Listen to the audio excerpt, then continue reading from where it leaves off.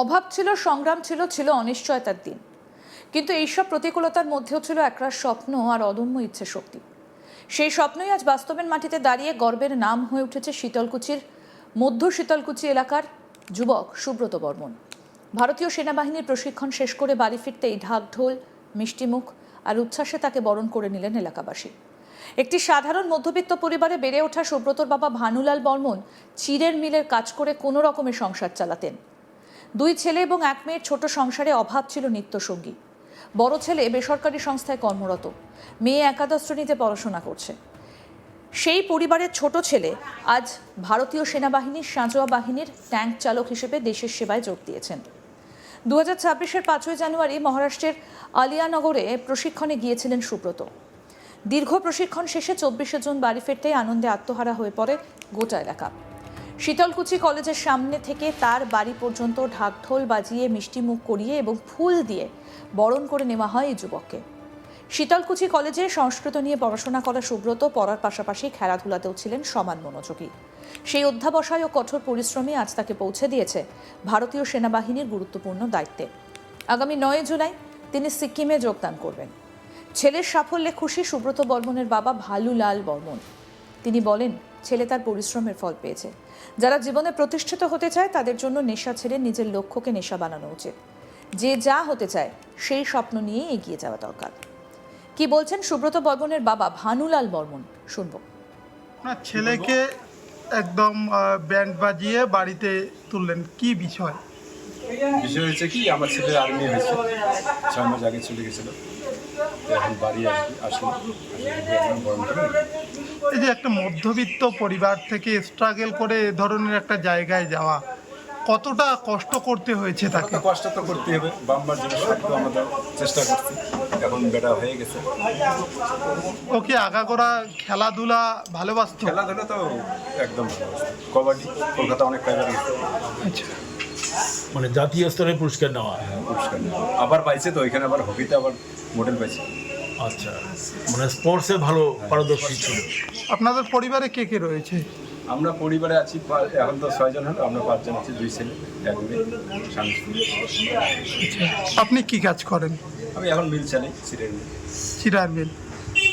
আচ্ছা, এই যে ছেলের অভাবনীয় একটা সাফল্য, কি বলবেন? এটা আমরা খুশি, বাম্মার আর কর্তব্য কি, এটা না বিশাল খুশির সংবাদ। বাকি যারা এরকম রয়েছে তাদের উদ্দেশ্যে কি বলবেন, যারা সেনাবাহিনীতে যেতে চেষ্টা করো, চেষ্টা করলে তো সাফল্য হতেই হবে, এটাই। কি বলছেন সুব্রত বর্মনের মা, শুনবো সেটাও। মা হিসাবে কি বলবেন ছেলের এই যে সাফল্য, সে আজকে ভারতীয় সেনাবাহিনীতে যুক্ত হয়ে গেল, কি বলবেন? ছেলের আশা ছিল যে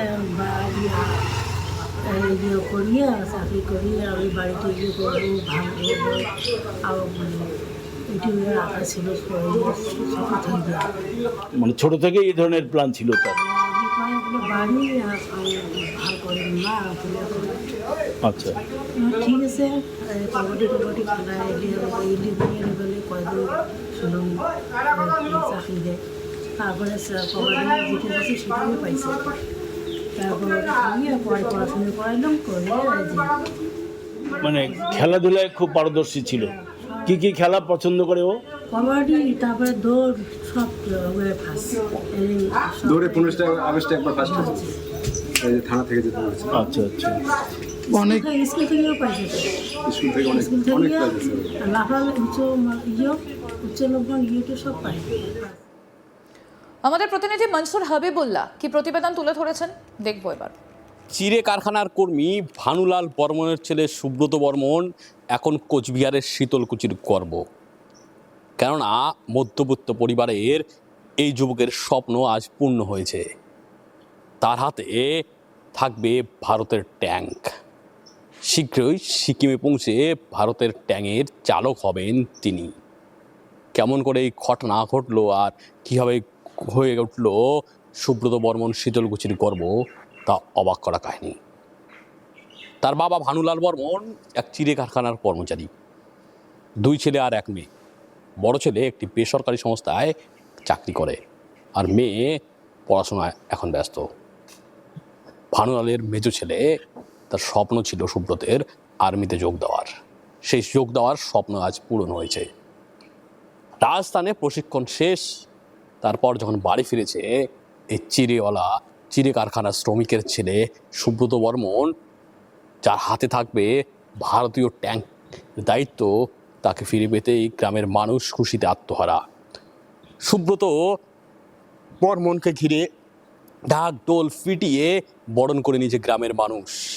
সে এক অন্যরকম দৃশ্য। গর্বে চোখ ভরে গেছে, অশ্রু নির্গত হয়েছে চোখ দিয়ে বাবা মায়ের। গ্রামের ছেলে আজ সফল, লড়াই সংগ্রামের মধ্য দিয়ে সফলতা মিলেছে তার স্বপ্ন আর্মি হওয়া, সে স্বপ্ন তার পূরণ হয়েছে। মহারাষ্ট্র প্রশিক্ষণ শেষ করে বাড়িতে যখন পৌঁছেছে সুব্রত, তখন গ্রামের মানুষ সাদরে তাকে বরণ করে নিয়েছে। ঢাক ঢোল পিটিয়ে বরণ করা হয় তাকে। শীতলকুচি কলেজে সংস্কৃত নিয়ে পড়াশোনা করতো, সেই শীতলকুচি কলেজ থেকে তাকে বাড়ি অবধি ব্যান্ড বাজিয়ে বাড়িতে নিয়ে আসা হয়, বরণ করে নেয় তার মা। আর গ্রামের মানুষ উলুধ্বনি শাঁখধ্বনি দিয়ে স্বাগত জানায় তাকে। গ্রামে যেন উৎসবের ছোঁয়া, গোটা গ্রাম জুড়ে মিষ্টি মুখ করানো হয়েছে।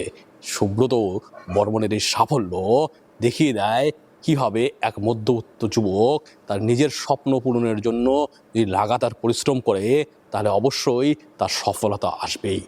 সুব্রত বর্মনের এই সাফল্যে গ্রামের মানুষ খুশি। গ্রামের মানুষ তাই তাকে সাদরে অভ্যর্থনা নিয়ে গ্রামে নিয়ে এসেছে।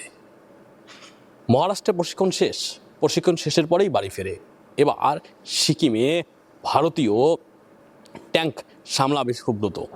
তার মাঝে কয়েকদিনের ছুটি, সেই ছুটিতেই বাড়ি এসেছে সে। এবার প্রশিক্ষণ শেষ করে তাকে দায়িত্ব নিতে হবে।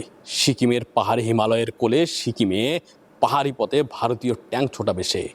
শত্রু শিবিরের ঘুম কেড়ে নেওয়ার জন্য একাই সুব্রত যথেষ্ট।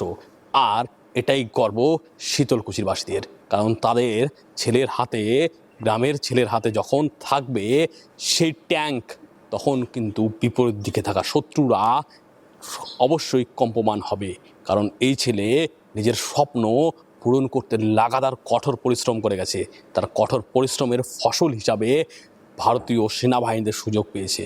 সুযোগ পাওয়ার পর সে কঠোর ট্রেনিং সম্পূর্ণ হয়েছে, আর সম্পূর্ণ হওয়ার পরেই নতুন দায়িত্বভার মিলবে তার। সেই দায়িত্বভার মেলার মধ্যবর্তী সময় কিছুদিনের জন্য বাড়িতে ছুটিতে এসেছে। ছুটিতে যাওয়ার পরে যেতে হবে সেনাবাহিনীতে। আর ছেলের এই সফলতায় গর্বে বুক ভরে যাচ্ছে তার বাবা মার। ছেলের যে স্বপ্ন তা পূরণ হয়েছে। দেশের সেবায় নিজেকে নিয়োজিত করবে সুব্রত। আর সেই হিসাবে দেশপ্রেমিক বাবা মার সিনা কিন্তু চওড়া আরও বেশি হয়ে গেছে। গ্রামের সাধারণ মানুষ খুশি, সুব্রতর পরিবারও। আরও আপডেট পেতে দেখতে থাকুন আজ তাক বাংলা, সাবস্ক্রাইব করুন।